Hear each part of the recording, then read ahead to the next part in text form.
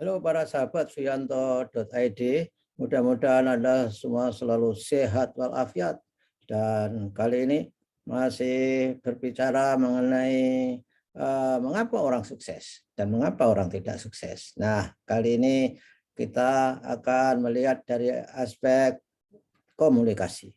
Nah, vlog yang kedua yang lalu kita juga berbicara mengenai komunikasi. Oleh karena itu kita dalami saat ini supaya kalau kita memiliki kemampuan komunikasi yang baik, maka keberadaan kita, eksistensi kita itu akan diapresiasi, diakui oleh pihak-pihak lain sehingga bisa membuat jalan untuk menuju kesuksesan. Nah, saudara, komunikasi itu bisa dilakukan dengan berbagai macam ya.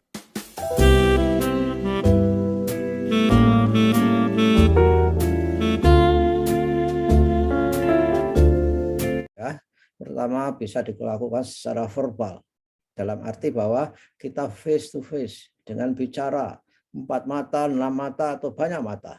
Nah, disitulah kita di-challenge bagaimana kemampuan kita untuk mengkomunikasikan ide kita, gagasan kita, saran kita di tengah-tengah komunitas ataupun di tengah-tengah forum suatu pertemuan atau bahkan 4 mata antara misalkan saja atasan dengan bawahan.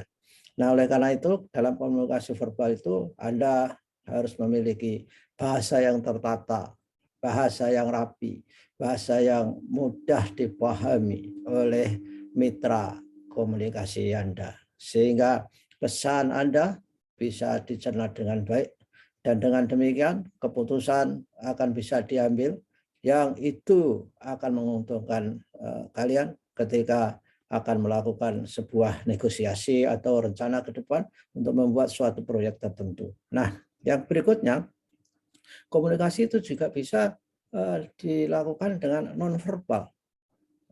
Dalam arti ini tidak sendirian. Antara verbal dan nonverbal itu bisa berlangsung dalam waktu yang sama. Ketika Anda bicara secara verbal, Anda juga sekaligus bisa melakukan komunikasi dengan nonverbal, yaitu dengan bahasa-bahasa tubuh, mimik saudara, pandangan saudara, harus bisa meyakinkan bahwa saudara adalah orang yang hebat, orang yang memiliki kompetensi di dalam hal yang dibicarakan itu.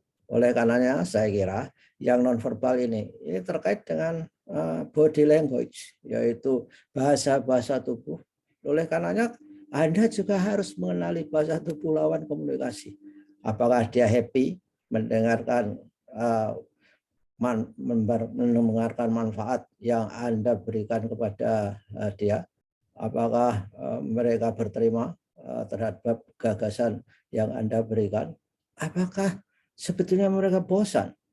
Misalnya saja dengan ekspresi yang hambar, wajahnya hambar, kemudian perhatiannya masam, dan sering misalkan saja menguap ditutup dengan tangan. Nah, itu adalah tanda-tanda bahwa mereka sebetulnya tidak happy.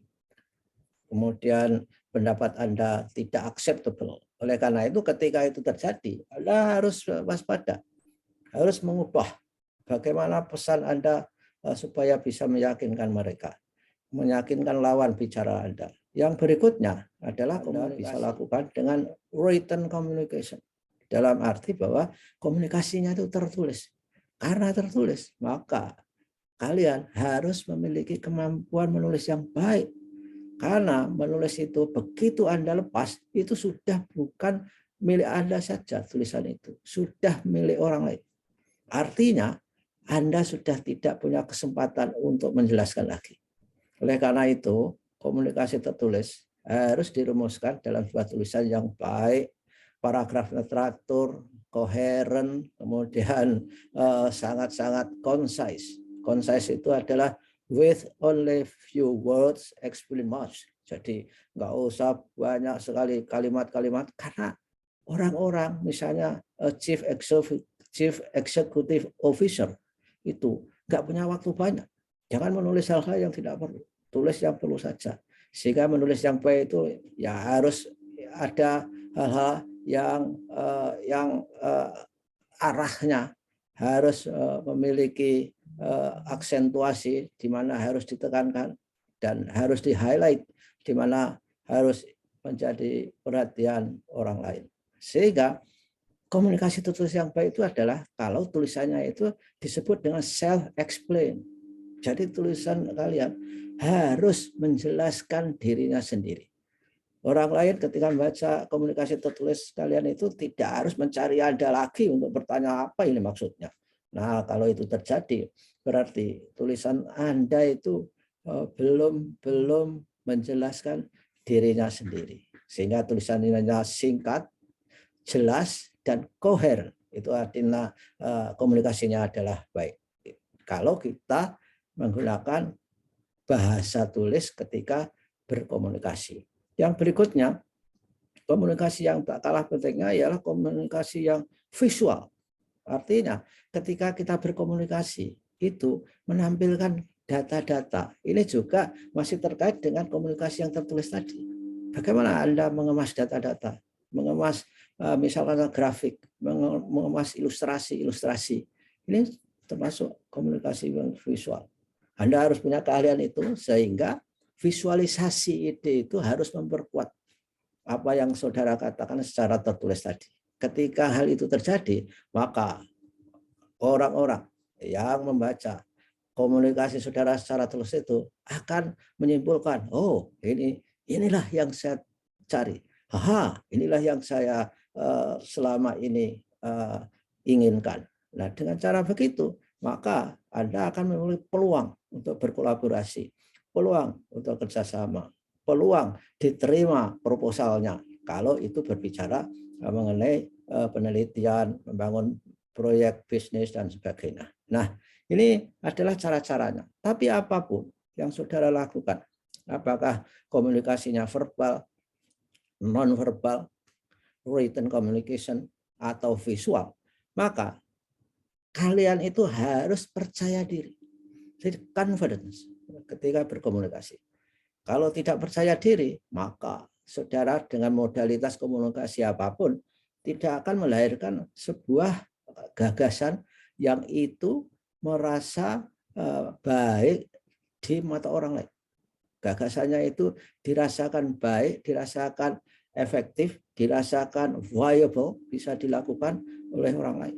Yang berikutnya, saudara ketika berkomunikasi itu harus menjadi orang yang active listening, harus mendengarkan, harus fokus. Jangan sampai ketika berkomunikasi, apalagi dengan bos misalnya saja, saudara kemana-mana.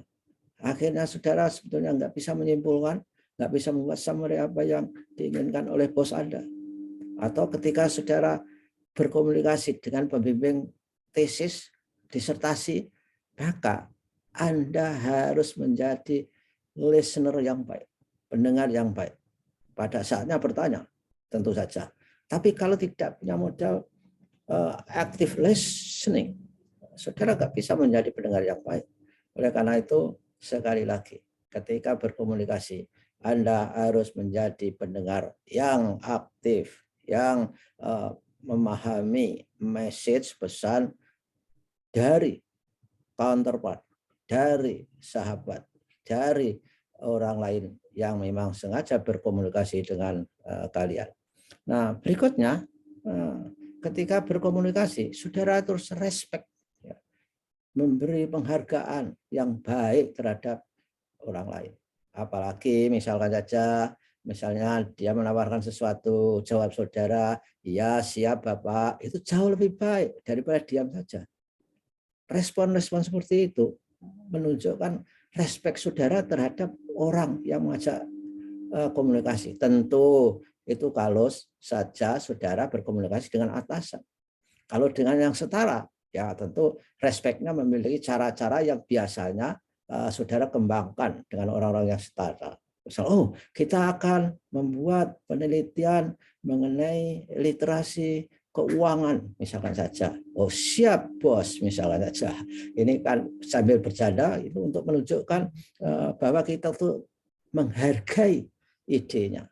Dengan cara seperti itu maka komunikasinya mengalir, cair, dan akan mendapatkan inspirasi-inspirasi berdua, berempat, atau berenam, sehingga terhadap tujuan komunikasi itu, sehingga ada peluang saudara sukses di situ. Nah, yang terakhir yang ingin saya sampaikan kepada kalian ketika berkomunikasi, kalian tuh harus responsif. Ketika berkomunikasi itu jangan pasif, responsif. Bisa merespon, bisa memberikan suatu jawaban, bisa memberikan komentar, bisa memberikan analisis terhadap apa yang disampaikan di forum itu oleh banyak orang. Atau ketika berdua juga kalian harus bisa memberikan respon-respon produktif terhadap apa yang dilakukan. Berikan masukan, berikan feedback, sehingga rencana berdua itu menjadi semakin baik, semakin komprehensif. Kalau rencananya semakin baik, semakin komprehensif, di mana kalian adalah ada di dalam rencana itu, tentu inilah peluang sukses buat kalian. Karena dalam arti bahwa timnya itu sukses, di mana Anda sebagai anggota tim, tentu Anda ikut sukses. Nah, inilah saudara-saudara, inilah para pendengar Suyanto.id, ketika kita ingin sukses dilihat dari aspek kemampuan komunikasi, dari aspek communication skills, yang itu juga merupakan syarat bagi orang yang hidup di abad 21, harus memiliki kompetensi communication skill. Jadi ini tidak boleh dilewatkan.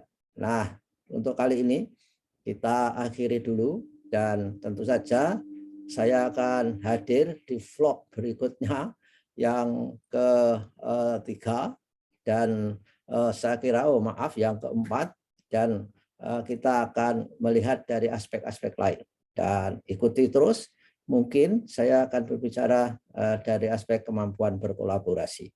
Dan oleh karena itu, jangan lupa klik subscribe supaya kalian semua mendapatkan video terbaru dari Suyanto.id. Terima kasih. Sampai jumpa lagi.